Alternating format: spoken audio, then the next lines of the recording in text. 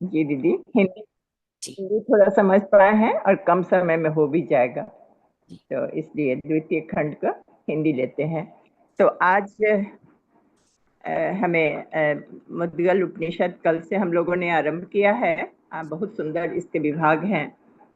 तो हम लोग पहले खंड में जो पढ़े हैं वो पुरुष सूक्त के 16 ऋचाओं का, श्लोकों का। आज दीदी ने फिर से उसका रिवीजन बहुत सुंदर ढंग से कर दिया है, तो हमें और भी क्लियर हो जाना चाहिए कि ये प्रथम खंड में दिया क्या है। तो मुद्गल उपनिषद का प्रथम खंड मुख्य रूप से भगवान के ऐश्वर्य की व्याख्या है। और किसके द्वारा है? तो भगवान वासुदेव के मुख से ही उसकी व्याख्या की गई है। यह एक महत्वपूर्ण बात है। तो आज द्वितीय खंड जब हम आरंभ करते हैं तो उसका भी पहला श्लोक यही बताता है कि इस प्रकार मुद्गल उपनिषद के प्रथम खंड के द्वारा पुरुष सूक्त के जिस विशिष्ट वैभव का प्रतिपादन हुआ है, उसकी विशेषता का, उसके विस्तार का, उसके ऐश्वर्य का वर्णन उसमें मिला है पुरुष सूक्त के वर्णन के द्वारा। और प्रथम खंड में पुरुष सूक्त का ही विस्तार है, व्याख्या है। फिर भगवान भगवत ज्ञान का उपदेश भी भगवान वासुदेव किसको दे रहे हैं? इंद्रदेव को दे रहे हैं। देवाधिदेव इंद्रदेव को कल पुरुष सूक्त के द्वारा हम लोगों ने जो सुना, उसके ऐश्वर्य का वर्णन, भगवत ज्ञान के विषय में जो उपदेश किया गया, वह भगवान वासुदेव के द्वारा इंद्र को दिया गया।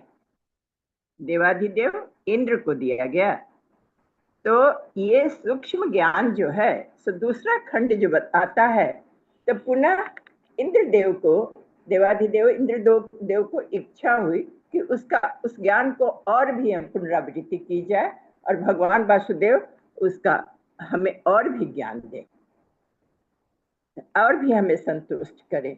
तो इसके लिए इंद्रदेव क्या किए? नतमस्तक होकर भगवान वासुदेव के शरण में गए। तो यह निश्चित रूप से सभी जानते हैं, यह देव विशेषताएं हैं, देव गुण है। कृतज्ञता पूर्ण अगर किसी से ज्ञान लेना है तो हमें झुक कर लेना है, विनम्रता के साथ लेना है। आदरणीय दीदी ने जो अभी हमें ज्ञान दिया, तो निश्चित रूप से हमें झुक कर श्रद्धा पूर्वक उनके पास ज्ञान लेना है। तो इंद्रदेव ने भी वही प्रक्रिया अपनाई।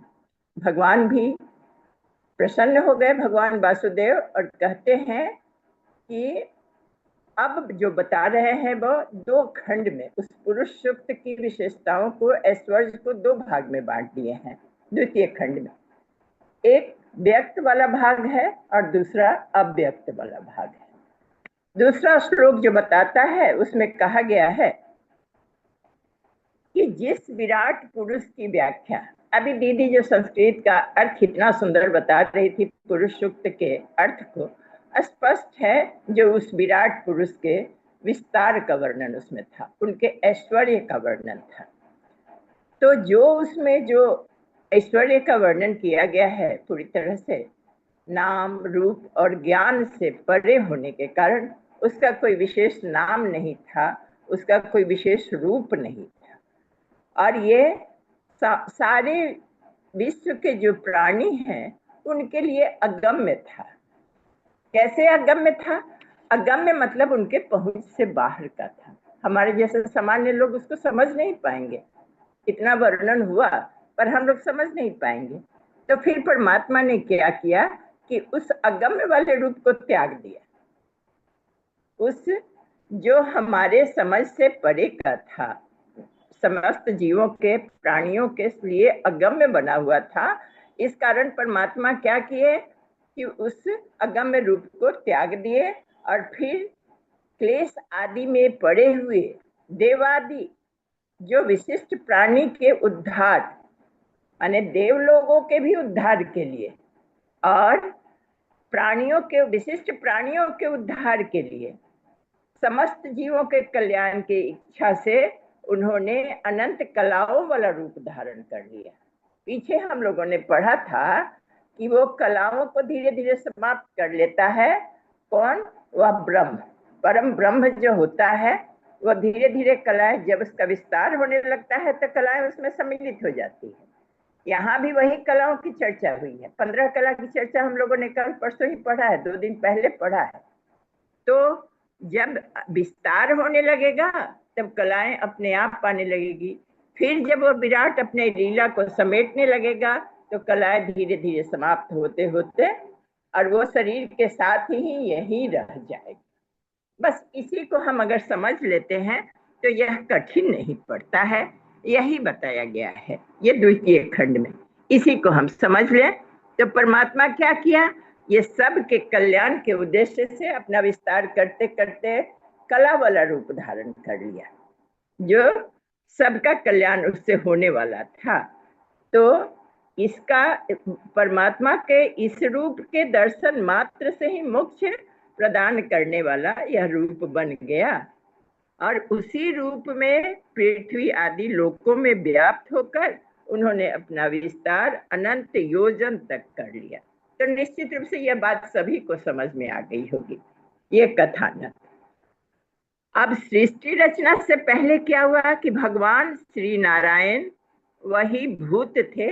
अभी इसमें भी पढ़ा गया, पुरुष सूक्त के अर्थ में भी आया था, भूत भी वही थे, वर्तमान भी वही थे और भविष्य भी वही, तीनों काल वही थे। वे नारायण ही समस्त प्राणियों को मोक्ष प्रदान करने वाले ही हैं। ये नारायण किसको कहा जा रहा है? पर ब्रह्म को कहा जा रहा है। तो वहीं से मोक्ष प्राप्त होती है। जब सारी कलाएं समाप्त हो जाएगी तो निश्चित रूप से मोक्ष मिल जाएगा। वे ही महान शक्तिशाली जनों में विशिष्ट हैं, उनसे विशिष्ट कोई है नहीं। ब्रह्म से, विराट पुरुष से अधिक विशिष्ट अन्य कोई भी नहीं है। तो विराट पुरुष उसी ब्रह्म को कहा जा रहा है, वही सर्वशक्तिमान है। चौथे श्लोक में कहा जा रहा है कि उस परम परमात्मा ने स्वयं को 4 भाग में विभक्त किया। अब कैसे रचना क्रम शुरू होती है इसको हम थोड़ा ध्यान देंगे तो हम इसको समझ जाएंगे। तो वो 4 भागों में विभक्त करके चतुर्व्यूह रूप में अपने को उत्पन्न किया परमात्मा, पर ब्रह्म।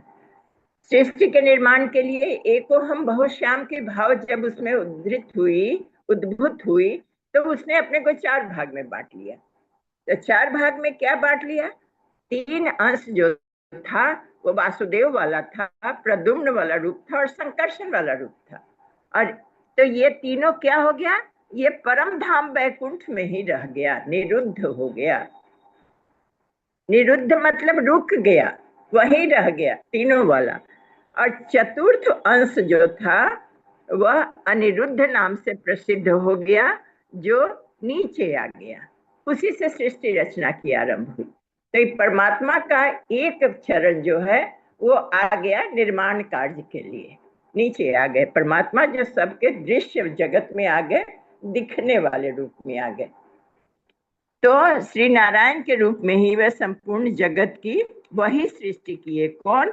अनिरुद्ध वाला रूप। 3 तो निरुद्ध हो गया, रुक गया, कहाँ? वैकुंठ लोक में, परमात्मा के ब्रह्म लोक में, परम धाम में। और एक निरुद्ध नहीं हो सका, वो नीचे आ गया। वहीं से निर्माण कार्य आरंभ होना था।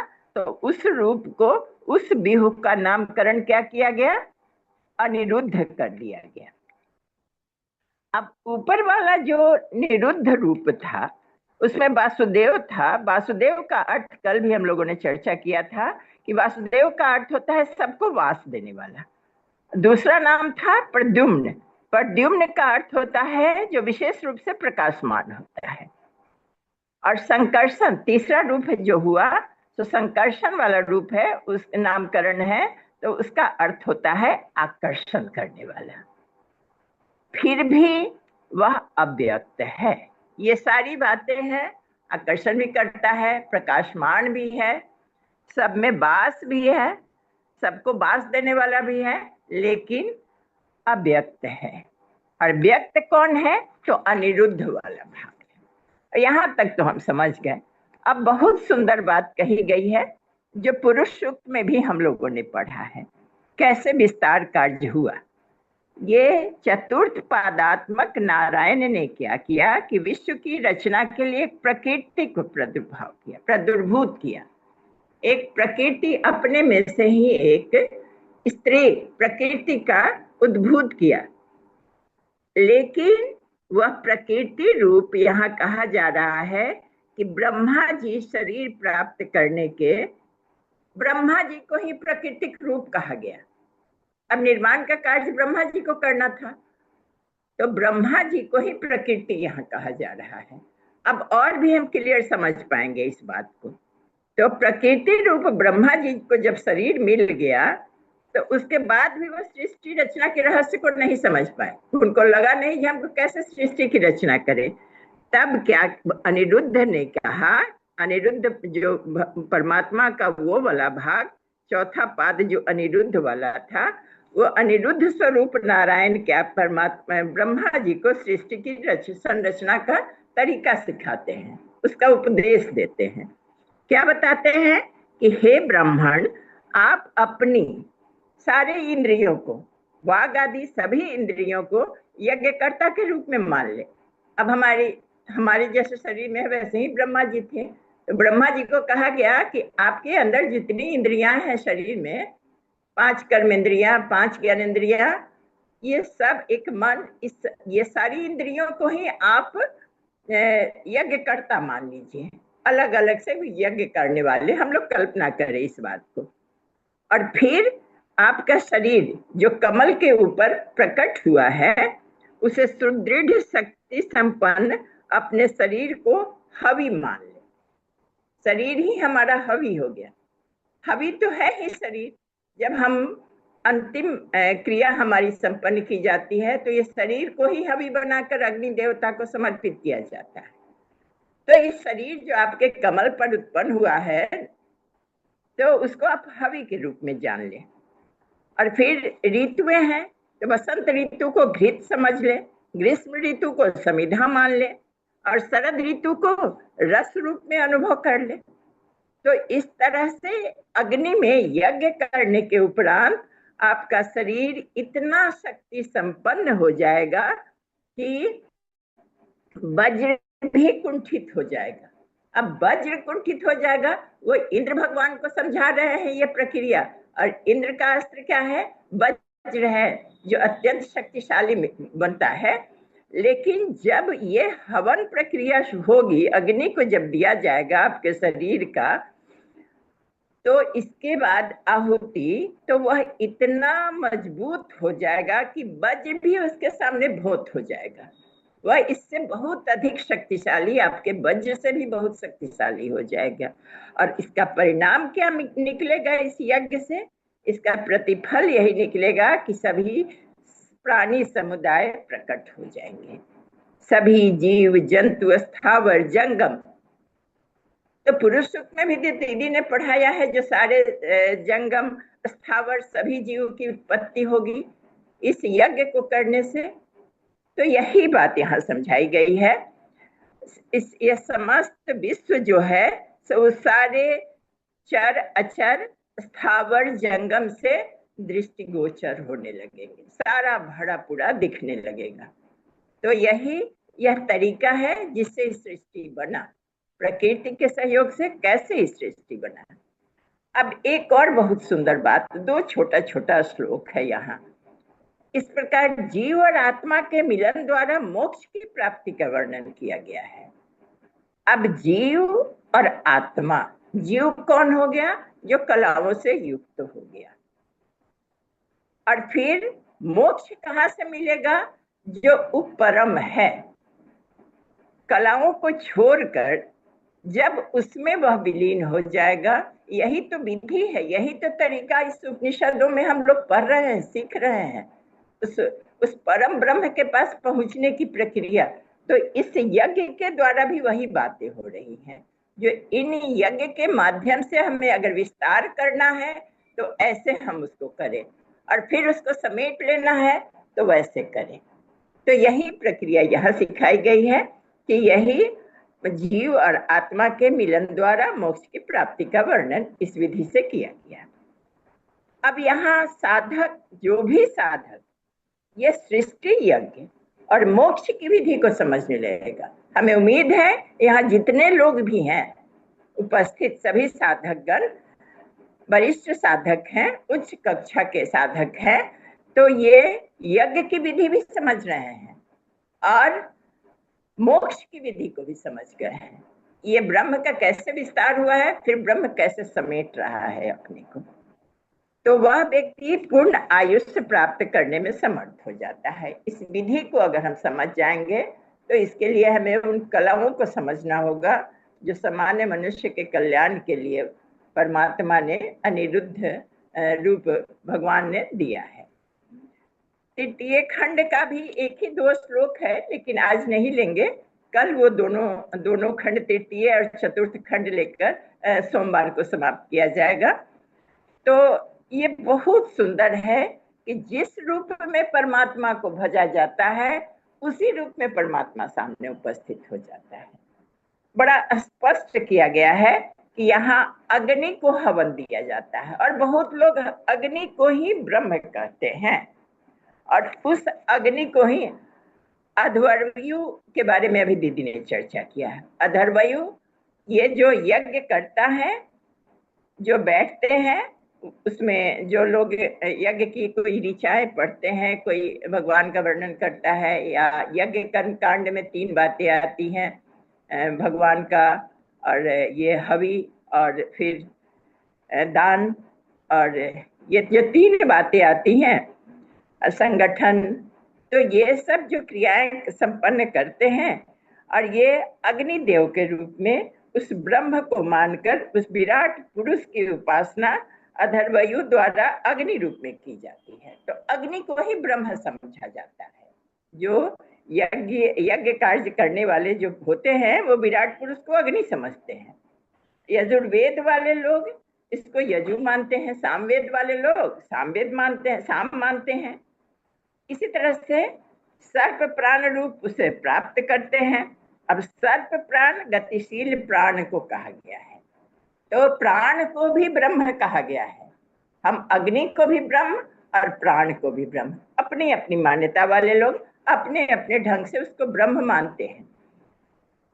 वेद में भी, ऋग्वेद आजकल हम लोग अध्ययन स्वाध्याय करते हैं, उसमें अग्नि को बार बार ही, इंद्र को ही बार बार, तो ये सब यह बात बताती है और बहुत सुंदर बात कही गई है कि श्रेष्ठ परमात्म तत्व की जो साधक जिस जिस भाव से उपासना करते हैं, परमात्म तत्व उसके लिए उसी भाव रूप में प्रकट हो जाता है। यह भी हम लोग जानते हैं, यह प्रक्रिया हमें मालूम है कि जिस विधि से भगवान को जिस रूप में भजेंगे वह उसी रूप में हमें प्राप्त हो जाएगा। तो प्रणाम, धन्यवाद। इसको कर लेते हुए आगे बढ़े।